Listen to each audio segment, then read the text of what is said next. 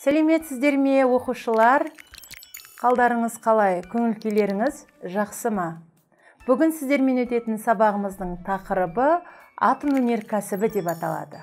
Бүгінгі сабақта мәтінде көтерілген мәселеге автор мен оқырманның қарым-қатынасын ескере отырып, талқылау сұрақтарын құрастыру және сыни тұрғыда бағалау.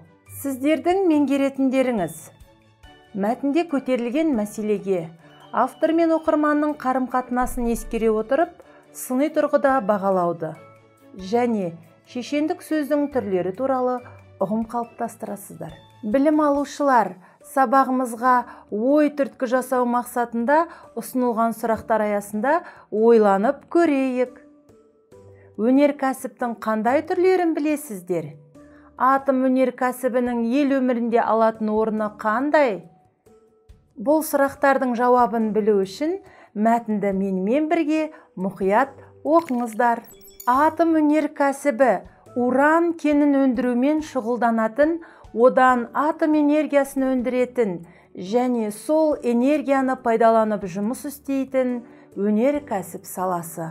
Ядролық энергия өнеркәсіпте, ғылымда, медицинада, тағы да басқа салаларда пайдаланылады.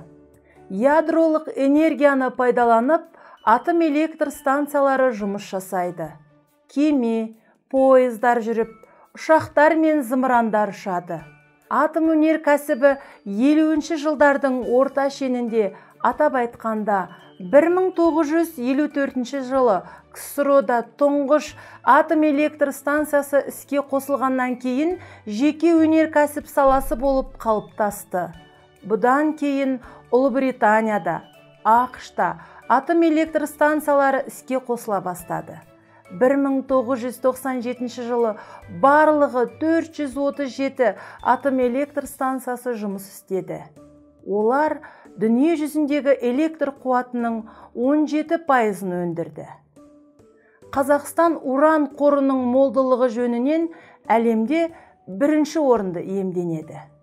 50-ші жылдардан бастап Қазақстандағы 20 кен орындары уран өндіру жұмыстары жүргізілді. Қазақстанның барлық аймақтарында уран өндірумен айналысатын өндіріс орындары бар. Олардың ең ірілері Тау-кен химия комбинаты, Ертіс химия металлургия зауыты, Каспий жағалауы Тау-кен металлургия комбинаты, Оңтүстік Қазақстан кен басқармасы. Қазақстандағы тұңғыш атом электр станциясы Ақтау қаласында салынған. Шапшаң нейтронмен жұмыс істейтін БН-350 реакторы бар энергия комбинаты. Қазақстанның ұлттық ядролық орталығында 4 зерттеу реакторы жұмыс істейді. Оның 3-еуі Курчатов қаласының маңында, Алматы қаласының жанында орналасқан. Білім алушылар, тыңдалым мәтіні бойынша сыни пікір жазу үшін сыни пікірдің өзіндік ерекшеліктерімен танысатын боламыз. Сыни пікір көркем шығарма, мақала, ғылыми зерттеу жұмысы, монография, эссе, тағы да басқа еңбектерде жазылған сыни шолу сараптамалық пікір. Сыни пікірдің құрылымы: еңбектің авторы, тақырыбы, көлемі, тағы да басқа туралы мәлімет болу керек. Жұмыстың қысқаша мазмұны, өзектілігі. Сыни пікір берушінің жұмысты оқығаннан алған әсері. Сыни талдау, яғни жұмыстың құрылымын, баяндау стилін, дәлдігін, автор шеберлігін, тағы да басқа бағалау. Жұмыстың артықшылығы мен кемшіліктерін көрсету. Жұмысты бағалау, ұсыну. Сыни пікір берушінің аты жөні, лауазымы болу керек. Оқушылар, сыни пікірдің негізгі түрлеріне мыналар жатады. Бірінші, әдеби сыни пікір. Екінші, ғылыми сыни пікір. Үшінші, театр туындысына жазылған сыни пікір. Төртінші, кино туындысына жазылған сыни пікір. Оқушылар, алынған ақпарат көздерін негізге ала отырып, таза болса табиғат, аман болар адамзат тақырыбында сыни пікір жазыңыздар. Оқушылар, сыни пікірді ұсынылған жүйе бойынша жазуларыңызға болады. Бірінші, тақырып аясындағы өз ойы. Екінші, жұмыстың қысқаша мазмұны, өзектілігі. Үшінші, жұмысты оқығаннан алған әсерің.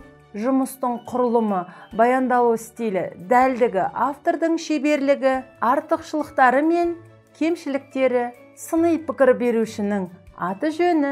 Оқушылар, бүгінгі сабағымыздың керек дерек айдарында шешендік сөздердің түрлерімен танысамыз.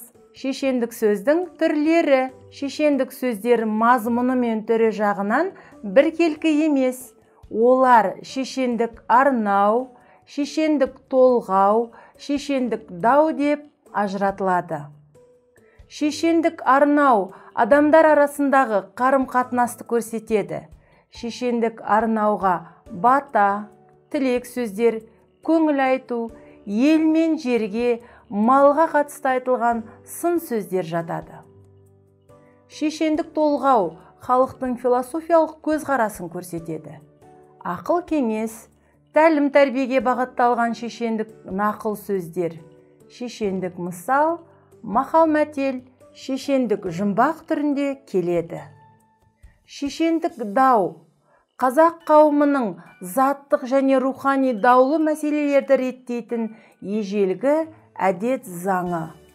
Шешендік дау мазмұнына қарай жер дауы, жесір дауы, құн дауы, ар дауы болып бөлінеді. Оқушылар, мына ақпаратты есте сақтаған жөн. Сыни пікір түрлерінің өзіндік ерекшеліктері мен ұқсастықтары неде деп ойлайсыздар? Кестені толтыруды ұсынамын. Бүгінгі сабағымыз осымен аяқталды. Келесі кездескенше сау болыңыздар.